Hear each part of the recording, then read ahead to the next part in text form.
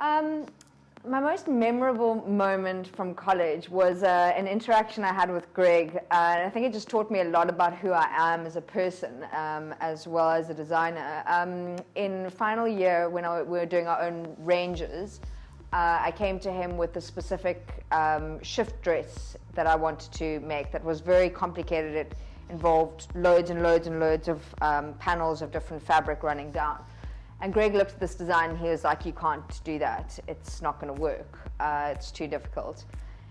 And I remember it was just before the holidays, and just something clicked in my brain and I was like, oh really? Challenge accepted. And while everyone else was playing during those holidays, I was sitting making this dress work. And I came back at the beginning of the next term and I was like, ha! It took me forever, but I did it. So since graduating, I initially worked for a couple of different companies, getting a bit of experience. I worked for Michelle Harper for a while in her design department. I also worked for another company doing their buying and visual merchandising and general store managing. And then I decided that it was time to start my own business. And that was almost, well, in October it'll be 4 years since I started Molteno Creations, which focuses on couture and bridal wear.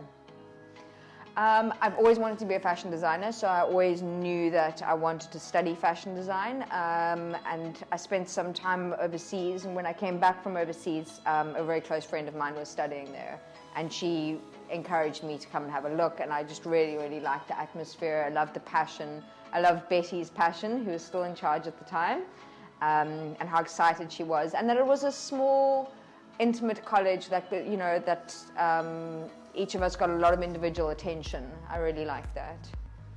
There are a number of different things. I still have my old college pattern blocks that I still use. And things like drapery was a very, very important skill that I still use a lot.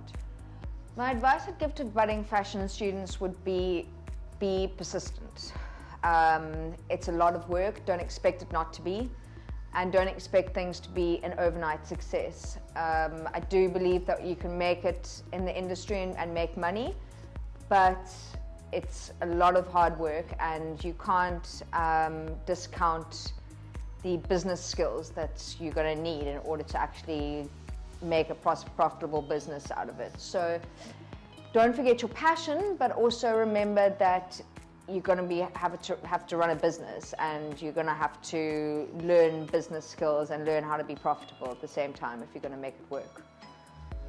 Happy birthday, Cape Town College of Fashion Design. All the best for the future, and keep on growing.